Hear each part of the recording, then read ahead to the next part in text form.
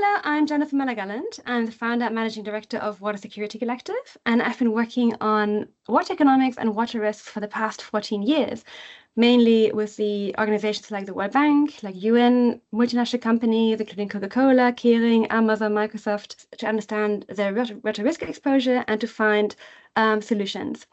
I also teach a training program, the Water Risk Assessment Certification, to water professionals who would like to understand more about water risks and become water risk experts themselves.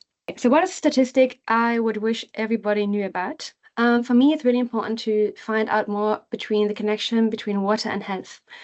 And we don't have very many statistics around it, but one statistic which stands out to me is the World Bank statistic on stunting of children under the age of 5.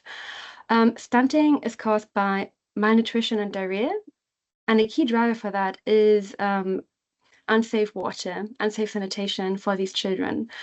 And what it does, it prevents the children from growing and developing properly. So it limits opportunities for the children in life. It limits the what they can earn, really catching them and keeping them in poverty trap.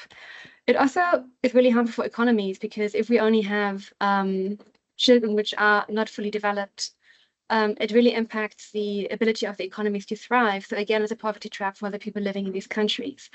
And it's a significant issue, and the numbers shock me every time again when I see them.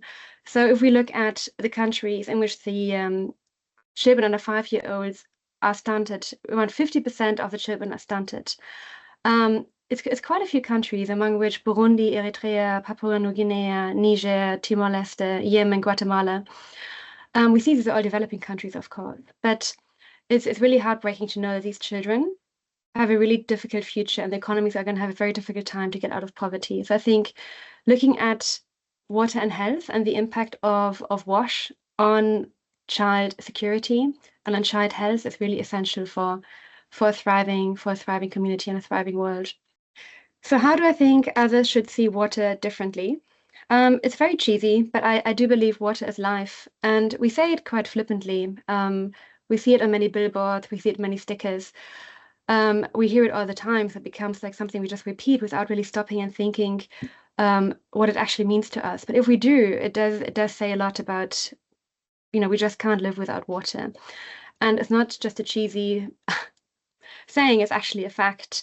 However, it doesn't seem to be a good enough reason to actually take action and treat water properly and take care of water, as we see all over the world. I mean, I've seen burning rivers and lakes in India, in Bangalore. I've seen all kinds of horrible things floating down rivers in Vietnam. I've seen, the most horrible things of, how you shouldn't be treating water. And yet we do. So I think the way we should see water differently is probably connecting water and water risks with financial economic impacts. As sad as it is, money does drive the world we're living in, and even if we wish it wasn't the case, I think it just is the way it is.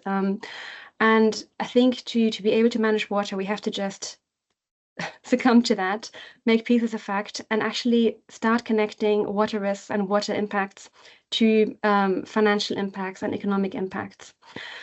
So I really like a quote by Pete Klopp, who is the head of responsible investment at PGGM Investment, or at least used to be, which is the water sector itself creates less than 1% of GDP, but the remaining 99% can't do without it, which I think says everything, right? So if we look at it just from a pure financial perspective, water isn't important, the water sector isn't important. But if we look at it as a holistic, like what do we need water for? We actually need it for everything. So what gives me hope and inspires me that we can create a resilient future is that I've been noticing that water risks are getting a lot more attention over the last few years.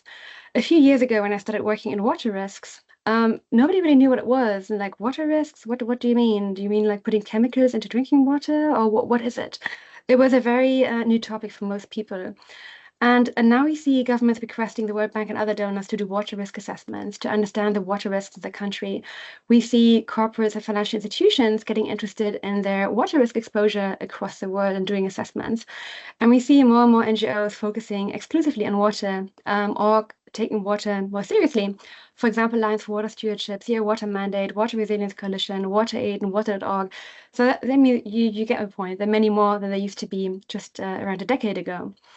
And also I've been noticing that discussions around water risks are really increasing in quality and in quantity.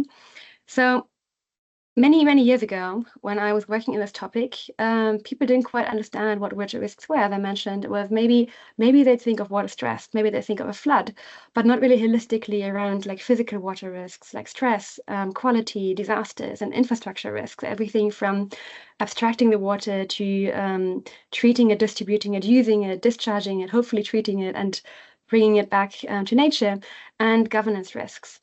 People are becoming a lot more educated around water risk, which gives me hope. 3 years ago, when I was finishing with my World Bank assignments on assessing water risk for Indonesia and Vietnam and other countries, I had quite a few people come to me asking me, what are water risks? How can you assess water risks?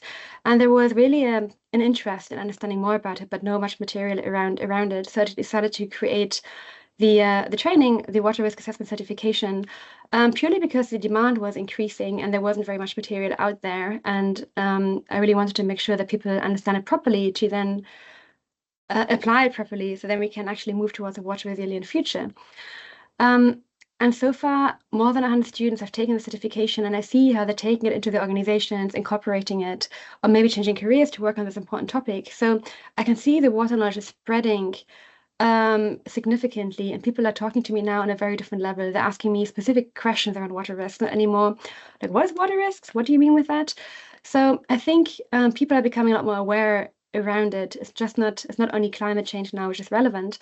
We're seeing the connection between water risks and climate change and biodiversity challenges and energy challenges and the interconnections between all of them, which makes me quite hopeful. I pass on the glass to Greg Koch, who is one of the most knowledgeable people I know around water risk, water stewardship, and what I most appreciate about him, he's not afraid to share his opinion, even if they go against the stream. So I'm looking forward to hearing his views on your questions.